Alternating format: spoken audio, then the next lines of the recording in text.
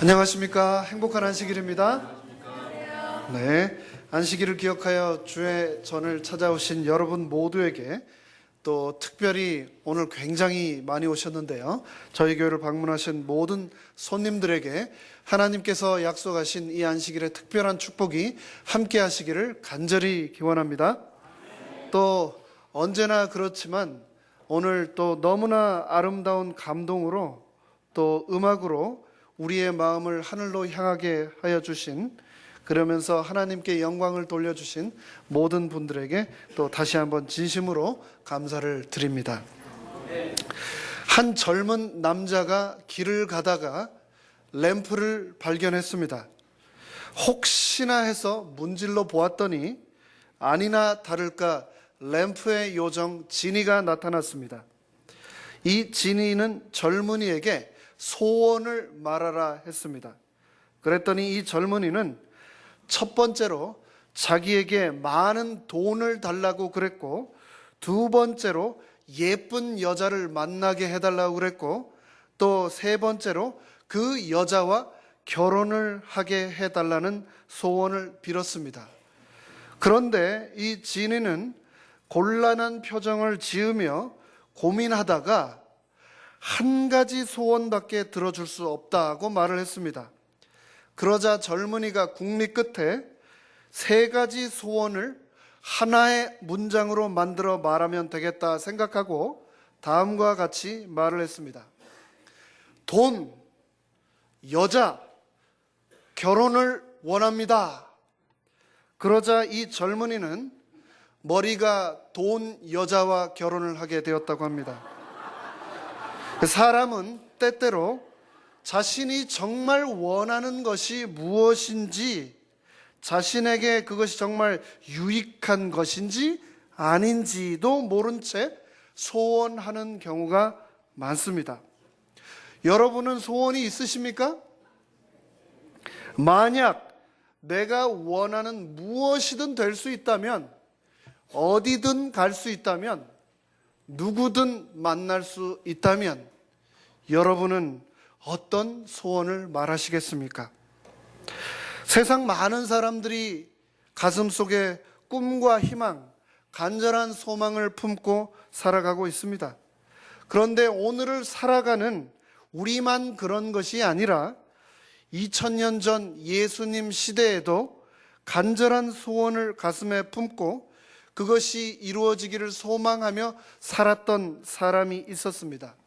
오늘 우리는 이 시간 간절한 소원을 품고 살았던, 그리고 그 소원을 이루기 위해 한평생 기회를 기다렸던, 그리고 마침내 그 기회가 왔을 때 열정과 영적 돌파력을 가지고 마침내 그 소원을 이루었던 오늘의 주인공을 만나기 위해서 마가복음 10장 46절로 52절을 살펴보겠습니다.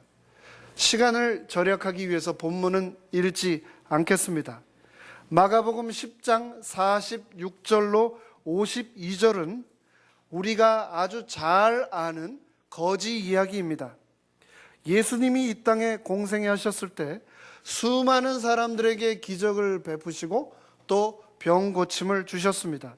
그런데 그 모든 이야기가 성경에 다 기록된 것은 아닙니다.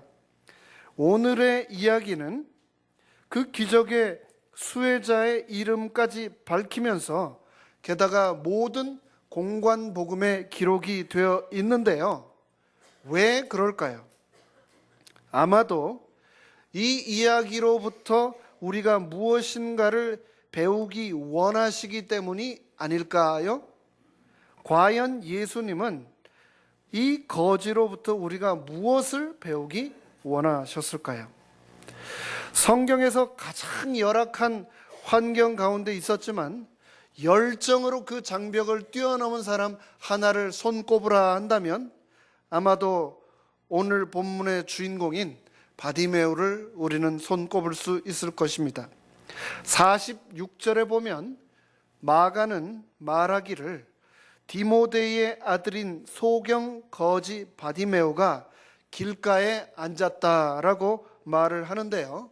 즉, 첫 번째로 그는 소경, 장애인이었고, 두 번째로 그는 거지였다라고 말하고 있습니다. 우리 몸이 온전하여도 정상이어도 이 세상 살아가는 것이 쉽지가 않은데 장애가 있었으니 얼마나 힘들었겠습니까? 바디메오에게 있었던 시각 장애는 그를 사회로부터 고립시켰고 교육의 기회를 박탈했으며 너무나 자연스럽게 그래서 그를 경제적 극빈자로 만들었을 것입니다. 그랬던 그가 어떻게 자신의 환경과 한계를 뛰어넘고 장애를 극복한 후에 180도 뒤바뀐 새로운 삶에 들어서서 예수님의 제자가 될 수 있었을까요? 오늘 그 비밀을 본문 속에서 함께 찾아보도록 하겠습니다. 작년에 저희 아버지가 LA 저희 집에서 잠시 함께 머무셨었는데요. 떠나시기 전에 제가 이곳에서 가장 인상적이었던 것이 무엇이었습니까? 라고 여쭈어 보았습니다. 그랬더니 첫 번째가 요세미티 국립공원의 웅장하고 아름다운 자연 환경이 너무나 인상적이었다라고 말씀을 하셨고요. 두 번째로는 LA 시내에 수많은 텐트가 쳐져 있는 것이 너무나 인상적이었다라고 하시면서 미국 사람들이 캠핑을 좋아한다더니 정말 좋아하는구나. 오죽 좋아하면 이 시내 길가와 다리 위에까지 저렇게 텐트를 치고 있는가라고 말씀을 하셨는데 알고 보니 그 텐트에 다 거지들이 살고 있다는 것, 미국의 거지가 이렇게 많다는 사실을 나중에 알고 나서 더 놀라셨습니다. 여러분, 가난한 사람하고 거지하고 뭐가 다릅니까? 가난하다라고 하는 것은 정도의 차이가 있는 어느 정도의 결핍을 가졌다라는 것을 의미를 하겠죠. 하지만 거지라고 하는 말은 뭡니까? 거지라고 하는 말은 완전히 외부에만 의존을 해야 되는 존재, 그것이 바로 거지 아닙니까? 즉 자신의 힘으로 할 수 있는 것이 아무것도 없는 존재, 그것이 바로 거지입니다. 바디메오는 거지였습니다. 당연히 가진 것이 아무것도 없었을 것입니다. 게다가 그때 당시 사회적인 통념은 장애는 죄의 결과였고 하나님의 저주의 결과라고 믿었던 시절이었으니 말 그대로 바디메오는 사회적인 편견과 빈부의 차이와 이 신분적인 장벽이라고 하는 것들에 의해서 철저하게 애워싸여 있던 사람이었습니다. 그랬던 바디메오가 예수님을 만나서 회복되고 초대교회에 영향력을 미치는 인물이 되었습니다. 그렇게 될 수 있었던 바디메오의 힘의 비밀은 무엇이었을까요? 성경에 기록된 모든 기사에 등장하는 인물들의 이름이 꼭 기록되지는 않습니다. 예를 들면 우물가의 여인, 한 중풍병자, 한 손 마른 사람, 거라사의 두 광인, 10명의 문둥병자처럼 이름을 모르는, 그래서 이름이 기록되지 않은 수많은 사람들이 성경에는 등장을 하는데 오늘 마가복음의 저자는 분명히 그 사람의 이름을 기록하고 있습니다. 46절에서 마가는 말하기를 그의 이름은 디메오의 아들인 소경 거지 바디메오라고 했습니다. 디메오라고 하는 이름은 존경이라고 하는 뜻을 가지고 있는 이름인데요, 바라고 하는 말은 아들이란 뜻입니다. 즉 디메오의 아들이라고 하는 이름이 바로 바디메오입니다. 비슷한 이름이 또 있죠. 바돌로메, 돌로메의 아들이라고 하는 뜻입니다. 이렇게 복음서에 이름이 언급된 것으로 보아 아마도 마가복음의 수신자들이 바디메오를 알고 있었던 것 같습니다. 그 단편적인 증거 중에 하나가 재림교회 성경 주석 9권 652페이지를 보면 나오는데요. 바디메오는 거지 소경으로보다 후에 예수의 추종자로 더 알려졌다라고 기록이 되어 있는데, 하나님의 능력으로 변화된 이 바디메오는 초대교회에서 나름 중요한 역할을 수행했던 인물로 변화되었음을 우리가 짐작할 수 있습니다. 그렇게 될 수 있었던 바디메오의 힘의 비밀은 무엇이었을까요? 첫째, 그에게는 열정이라고 하는 놀라운 강점이 있었습니다. 47절과 48절을 보면 나사렛 예수시란 말을 듣고 소리질러 가로되 다윗의 자손 예수여 나를 불쌍히 여기소서 하거늘 많은 사람들이 꾸짖어 잠잠하라 하되 그가 더욱 소리질러 가로되 다윗의 자손이여 나를 불쌍히 여기소서 하는지라 라고 기록을 하고 있습니다. 세계적인 동기부여 연설가이며 세계적인 잡지 가이드포스트의 창간자인 노만 빈센트 필 목사님은 자신의 책 열정이 차이를 만든다라고 하는 책에서 기술보다 능력보다 더 중요한 것이 바로 열정이다라고 말을 했습니다. 열정이 차이를 만든다라고 말을 했습니다. 열정은 목표를 향하여 나아갈 때 우리를 지치지 않게 만드는 힘입니다. 열정은 우리가 가지고 있는 에너지를 폭발시키는 능력입니다. 이 열정은 우리의 한계를 뛰어넘게 만들고 우리를 둘러싼 장애들을 극복하게 만들어주는 비밀입니다. 47절과 48절을 우리가 미루어 보건대 바디메오는 눈은 멀었지만 다행히 목소리는 굉장히 컸던 사람 같습니다. 저희 교회에도 어디서나 마이크가 필요 없는 목소리가 굉장히 큰 분이 한 분 계시지 않습니까? 아마도 그분처럼 바디메오는 그 큰 목소리를 사용하여 소리를 질렀던 것 같습니다. 무엇이 그로 하여금 가만히 있지 못하고 소리 지르게 만들었을까? 그것은 아마도 그의 가슴 속에 있었던 간절함이었을 것입니다. 그것이 바로 그의 내면의 진정한 힘의 근원이었습니다. 끊임없이 들음을 통하여 바디메오는 간절함을 가지고 있었고 그 간절함이 그를 결국은 변화시켰던 것입니다. 열정이라고 하는 단어 enthusiasm의 라틴어 어원은 안이라고 하는 말에 theos라고 하는 말이 합쳐진 것인데요. 바로 내 안에 신을 둔다, 내 안에 하나님을 모신다라고 하는 의미입니다. 내 안에 하나님이 계실 때 생기는 것, 그것이 바로 enthusiasm, 열정이라는 겁니다. 사람이 마음속에 무엇을 품느냐에 따라서 인생의 방향이 결정됩니다. 배움에 대한 목마름이 학업의 성취를 가져다 주듯이 영적인 목마름이 바디메오에게 열정을 가져다 주었습니다.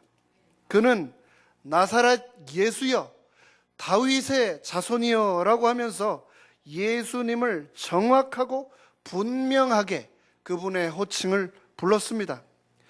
재림교회 성경 주석은 말하기를 다윗의 자손이라는 용어를, 메시아적 용어를 사용했다는 것은 바디메오가 그를 구원자로 믿었다는 것을 말한다라고 설명합니다.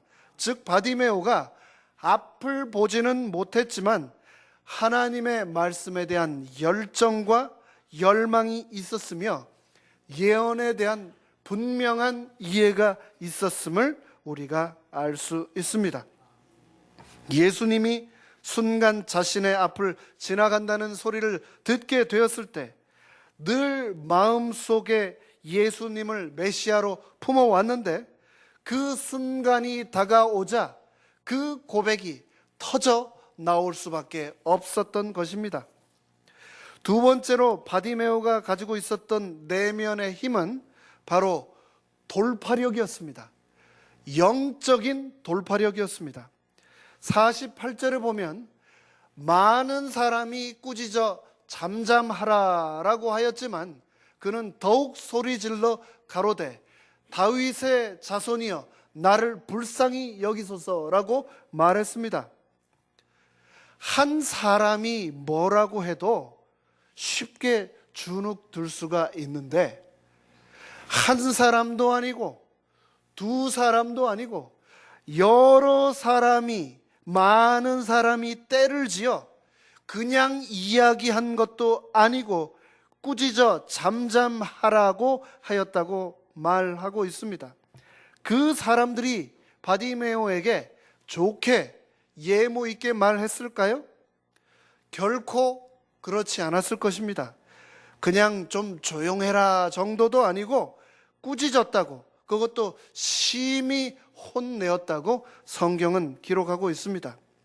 그들 생각에 죄의 결과로 하나님의 저주를 받아 태어난 이 장애인 거지에게 그들이 굳이 예모를 갖출 필요가 없을 것이라고 생각했을 것입니다.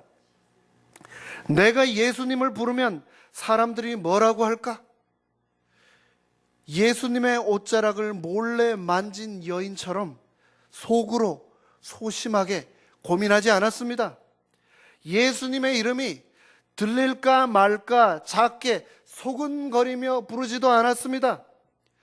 있는 힘을 다하여 목숨을 걸고 예수님이 들어야만 하기 때문에 어쩌면 인생의 마지막 기회라 생각하며 그분의 이름을 힘을 다하여 불렀습니다.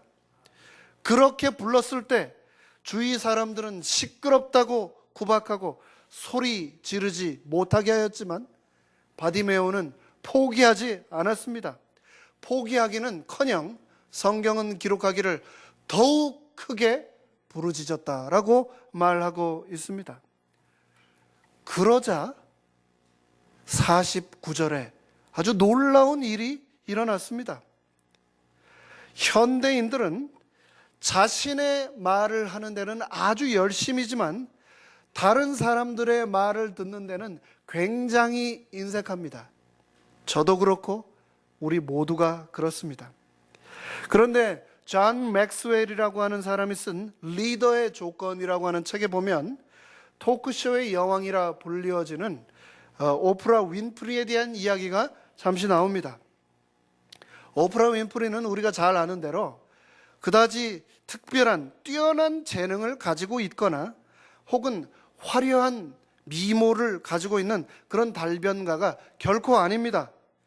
그럼에도 불구하고 오프라 윈프리는 가장 비싼 출연료를 받고 그녀의 쇼를 3,003만 명이나 되는 사람들이 시청을 하는 미국에서 가장 영향력이 있는 여성 중에 한 명입니다.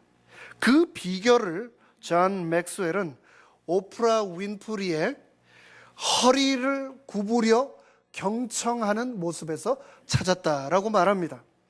오프라 윈프리는 방송에 그 누가 나올지라도 진지한 자세로 그의 말에 늘 귀를 기울입니다. 누구에게나 공감하려고 하는 태도, 누구에게로나부터 배우려고 하는 그 진지한 자세, 그것이 바로 그녀의 힘의 비밀이라고 존 맥스웰은 말하고 있는 것입니다. 말 잘하는 사람이 이 세상에 그렇게 많은데도 경청하는 오프라 윈프리의 태도는 그녀에게 결정적인 차별화와 대중의 인기를 가져다 준 것입니다. 인간은 말하는 것을 배우는데 2년이라고 하는 시간이 걸리지만 듣는 것을 배우는 데는 평생이 걸린다라고 하는 말이 있습니다. 오늘 성경 본문의 내용은 표면적으로는 소경 바디메오의 치유를 말하고 있지만 내면적으로는 예수님을 통하여 경청의 기적을 우리에게 말해주고 있습니다. 예수님 주변에 수많은 사람들이 있었습니다. 그들 모두 소경 바디메오의 절박한 울부짖음을 시끄러운 소음으로만 생각했지 그의 이야기에 대하여 그 누구도 경청하지 않았습니다. 경청하기는커녕 오히려 바디메오를 향하여 조용히 하라며 소리치며 꾸짖었습니다. 그러나 예수님께서는 군중들과는 전혀 다른 반응을 보이셨습니다. 49절은 예수님께서 그런 바디메오를 보시고 걸음을 멈추어 서셨다라고 기록하고 있습니다. 이것이 바로 경청의 자세입니다. 경청이라고 하는 말은 다른 사람의 말을 듣기 위해서 자신이 하던 일을 멈추는 것을 말합니다. 경청이라고 하는 것은 귀로만 듣는 것이 아닙니다. 저희 교회에 청 들어가는 분이 아주 유명한 분이 계십니다. 김청 장로님이 계신데요. 한자로 김청 말고 들을 청자를 분석을 해보면 그렇습니다. 왼쪽에 귀 이자가 있고 오른쪽에 열십자 아래 눈목자가 있고 그 아래 마음심자가 있습니다. 이것이 합쳐져서 들을 청자가 된 것입니다. 듣는다고 하는 말은, 경청한다고 하는 말은 우리의 귀뿐만 아니라 우리의 눈과 우리의 마음까지 다하여 들어주는 것을 경청이라고 말하는 것입니다. 우리의 귀와 눈과 마음을 다하여 상대방을 위하여 모든 것을 집중하여 주는 것, 그것이 바로 경청입니다. 신학자 폴 틸리는 사랑의 첫 번째 의무는 경청이다라고 말을 했습니다. 마음의 소리를 들을 수 있는 우리가 모두가 되어야 되겠습니다. 51절에서 요술 램프의 진이가 아닌 예수님께서 말씀하셨습니다. 내 소원이 무엇이냐? 경영 컨설턴트이며 사회 생태학자였던 피터 드러거는 의사소통에서 가장 중요한 것은 상대방이 말하지 않은 소리를 듣는 것이다 라고 말했습니다. 소경 바디메오는 예수님께 분명히 말하기를 자기를 불쌍히 여겨달라고 말했습니다. 그런데 예수님은 그에게 다시 물으셨습니다.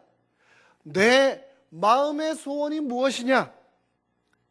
표면적으로 소경 바디메오에게 필요한 것은 먹는 음식인 것처럼 보였습니다.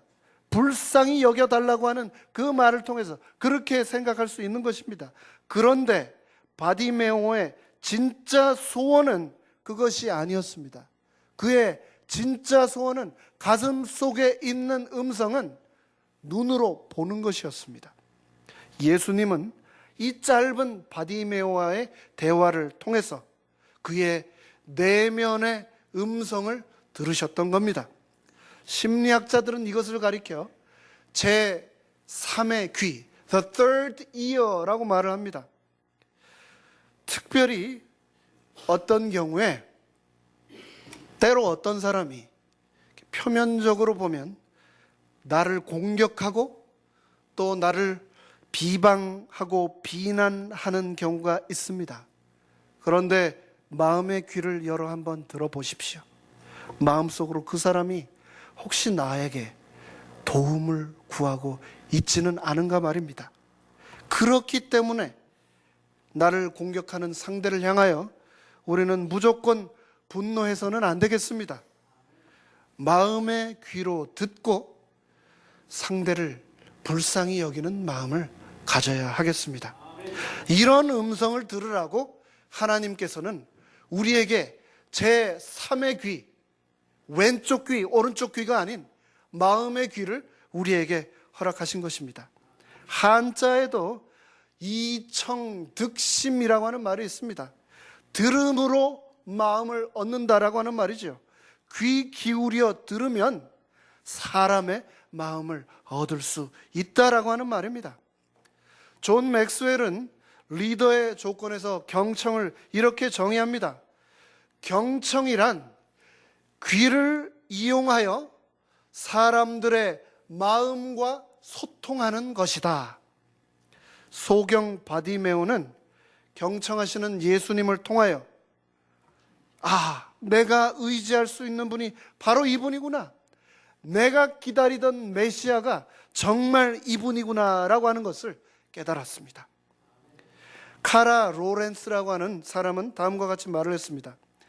사람들은 당신이 준 충고를 기억하지 못할 수는 있습니다. 하지만 당신이 그들의 말을 경청해 준 것은 결코 잊지 못할 것입니다 라고 말을 했습니다. 시편 기자는 우리의 하나님은 우리를 늘 경청하는 분이라고 말하고 있습니다. 시편 145편 19절에서 말하기를 저는 자기를 경외하는 자의 소원을 이루시며 또 저희 부르짖음을 들으사 구원하시는도다 라고 말씀하셨습니다. 케이든 에릭슨이라고 하는 한 아이의 이야기를 잠시 들려드리겠습니다. 이 아이는 테네시에서 가장 오래된 존스보로라고 하는 마을에서 태어났습니다. 다른 아이들과 똑같이 명랑하고 똑똑하고 또 늘 열심히 넘치는 이 아이는 늘 자신보다는 남을 먼저 생각하는 그런 아이였습니다. 다른 아이들처럼 똑같이 그림 그리는 것 좋아하고 또 책 읽는 것 좋아하는 이 케이르는 특별히 공룡을 아주 좋아했습니다. 그냥 아이들 수준으로 좋아하는 것이 아니었습니다. 이름만 되면 그 공룡의 식성, 크기, 그리고 어떻게 생겼는지에 대한 자세한 외모까지 다 말할 정도였습니다. 그런 케이든이 8살 때 혈액암 진단을 받았습니다. 그 진단 후 케이든은 길고도 고통스러운 치료 과정이 시작되게 되었습니다. 힘들고 고통스러운 골수 이식을 수차례 견뎌야만 했습니다. 이식과 치료를 통해서 암이 제거되었습니다. 하지만 그 후 2차례나 그 암이 재발되었습니다. 가슴에 튜브를 통해서 계속해서 약물을 주입해야만 살 수 있었습니다. 유독 동물을 좋아하던 이 케이든에게는 한 가지 소원이 있었습니다. 그것은 무엇이었냐면 자신이 가장 좋아하는 동물인 코알라를 직접 가슴에 품어보는 거였습니다. 불치병에 걸려 죽어가는 아이들의 소원을 들어주는 그런 기관이 미국에 있습니다. Make a Wish라고 하는 파운데이션인데 그곳에서 케이든의 사연을 접하게 되었습니다. 라디오를 통해서 사연이 나가게 되었고 자원봉사자들을 통하여 거리에서 모금을 하게 되었습니다. 그렇게 마련된 기부금으로 케이든은 오스트레일리아로 날아가서 그곳에서 평생 소원이었던 코알라를 직접 가슴에 안아보게 되었습니다. 그런데 오스트레일리아 여행에서 돌아온 직후에 이 암은 더욱 심해졌고 그래서 골수 이식과 항암 치료를 다시 하게 되었습니다.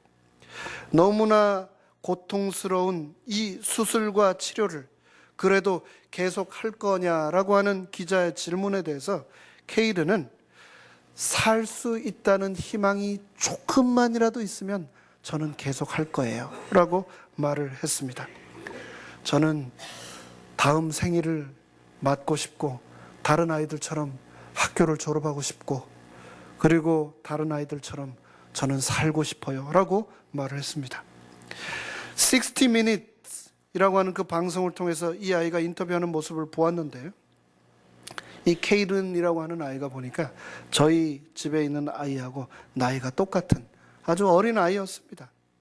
이 아이가 나는 죽고 싶지 않아요.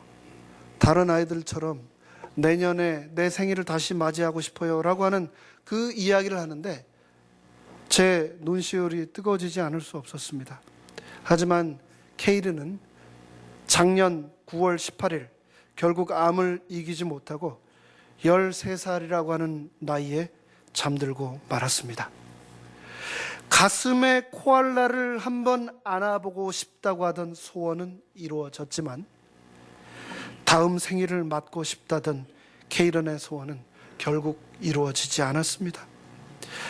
하지만 우리 안에 예수님이 계신다면, 우리가 예수님을 모시고 산다면 우리의 소원은 분명히 이루어질 것입니다. 예레미야 33장 3절에서 분명히 말씀하셨습니다. 너는 내게 부르짖으라. 내가 너에게 응답하겠고 내가 알지 못하는 크고 비밀한 일을 너에게 분명히 이루리라고 분명히 말씀하셨습니다. 여러분은 무슨 소원을 가지고 계십니까? 연약한 육신의 회복입니까? 부모 품을 떠나면서 하나님의 품까지 떠나버린 자녀들을 하나님께 다시 인도하는 것입니까? 너무나 사랑하는데, 그래서 함께 살게 되었는데 예수님을 받아들이지 않아서 영생을 함께 하지 못하게 될 내 배우자를 하나님께 인도하는 것입니까? 그렇다면 바디메오처럼 사단이 쌓아놓은 이 거절의 장벽이 무너질 때까지 포기하지 마시고 하나님께 부르짖게 되시기를 간절히 바랍니다. 예수님께서는 나의 이 간절한 부르짖음에, 나의 이 소원에 분명히 응답하실 것이기 때문입니다.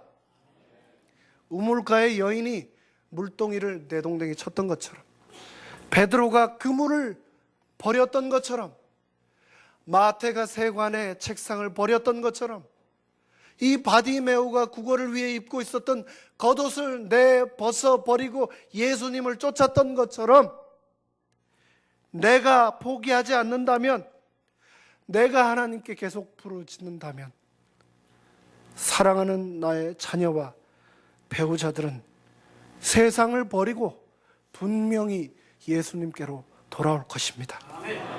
여러분 기억하십시오. 포기하면 끝입니다.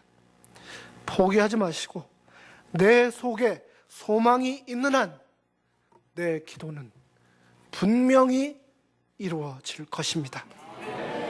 요한복음 14장 14절에서는 분명히 이렇게 말씀하셨습니다. 내 이름으로 무엇이든지 내게 구하면 내가 분명히 시행하리라. 내가 분명히 이루어 주리라. 내가 분명히 너의 소원을 이루어 주리라 라고 말씀을 하셨습니다. 빌립보서 1장 6절은 또다시 이렇게 말씀하고 계십니다. 너희 속에 착한 일을 시작하신 이가 그리스도 예수의 날까지 이루실 것을 우리는 확신하노라 라고 말씀하셨습니다. 소원이 무엇이냐고 물으시는 예수님께 부르짖음으로 그 소원의 응답을 받는 우리 모두가 되시기를 간절히 바라면서 말씀을 마치겠습니다.